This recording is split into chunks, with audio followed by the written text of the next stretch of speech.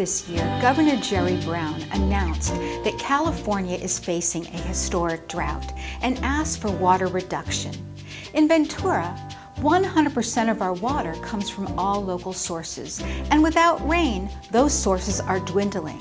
Ventura Water asked residents for a 10% reduction in usage. In this segment of Sustainable Ventura News, City of Ventura environmental specialist Jill Sarick, who helps educate students and adult residents of Ventura how they can conserve water and keep our environment safe, clean, and sustainable, shares how to take out your lawn in preparation to put in an ocean-friendly garden. The first thing they need to consider is the design. What are they going to use the space for? How do they currently use it? How do they see themselves using it in the future? Do they want vegetable gardens? Do they want a sitting area? Do they want to have an area that's just showy, that just shows off their home? Do they need a walkway up to their front door? Where are the downspouts coming down?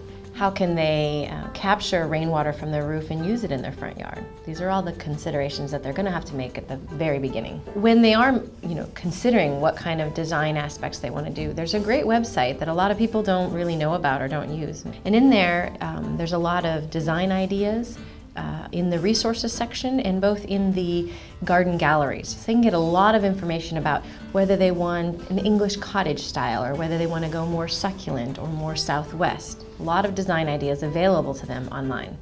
Homeowners interested in changing out their backyards might want to consider these ideas during the design process. Whether or not you have pets or children, do you want play areas? Do you want social gathering areas?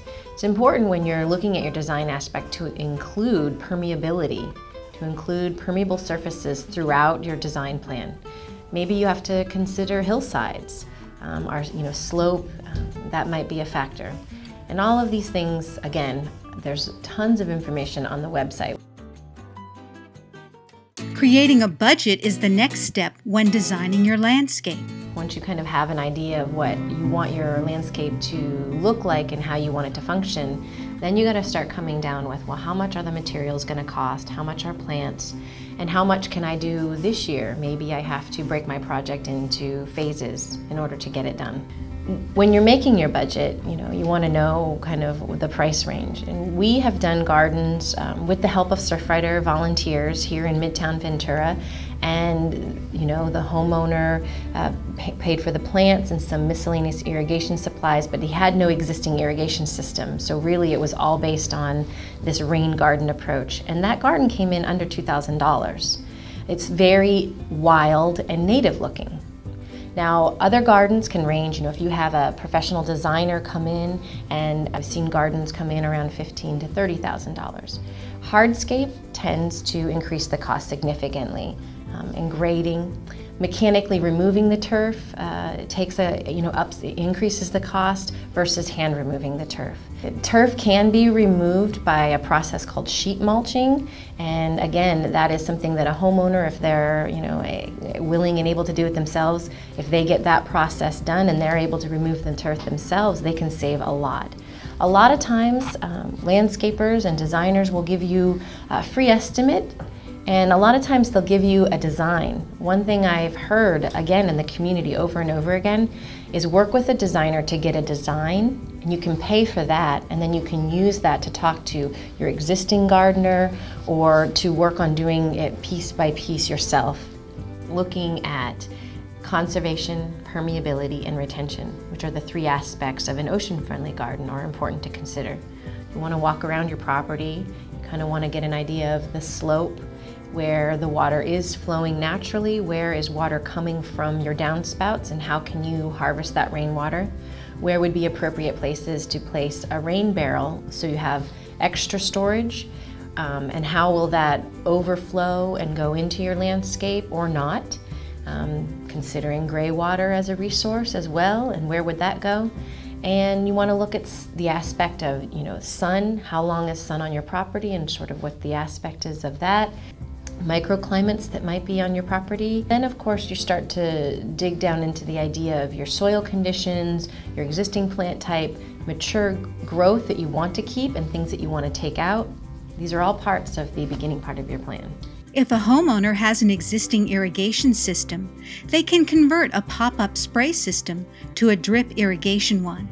Drip irrigation systems are great for backup when supplemental watering is needed. Of course, in the beginning, you're going to need to irrigate your plants to get them established, but most of the climate-appropriate plants that we're talking about won't require additional supplemental irrigation once they're established. It is possible to rely completely on the water from your roof, but it might be something to consider to put in a simple drip system, again, as a backup system just in case or as you're establishing that new landscape.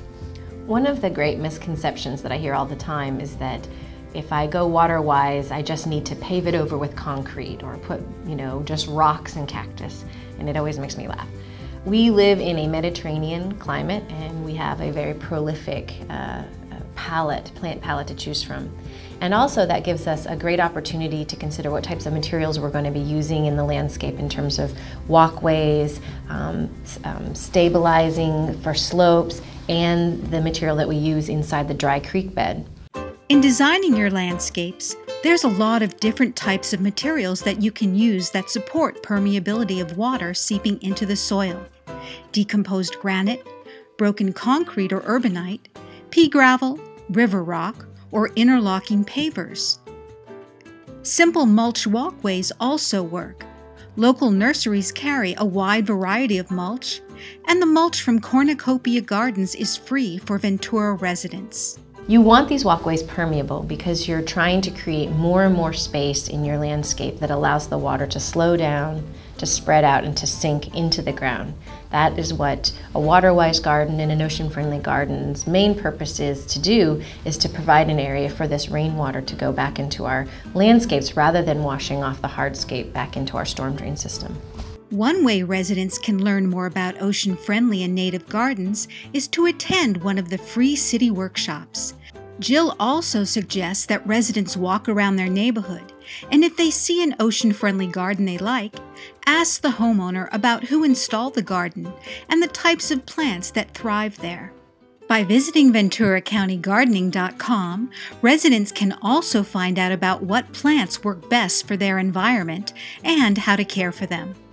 While on the website, residents can also make a list of the plants they like and then take that list to their local nursery in order to discuss their landscape with the experts. I think once you have a plan established and kind of a general budget and a general idea, it's great to contact a local landscaper, maybe somebody that's been recommended to you by a friend, or you can always go online to the California Landscape Contractors Association website and type in your zip code, and they can, there will be a list of certified contractors for the area that you might want to consider calling.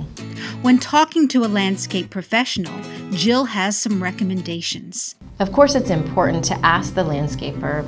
Part of the interview process should be what is their experience in working with water-wise landscaping, or give references and or examples of some of their previous work that included work on rain gardens or drip conversion, and look at garden magazines and take clippings of gardens that you see that you like, or if you see something on an internet website, print it out and keep a file of all these ideas of things that you like, because maybe it's not the right plant type, but maybe a gardener can help you direct you to a similar type plant or a similar type design idea that would work well in this particular case.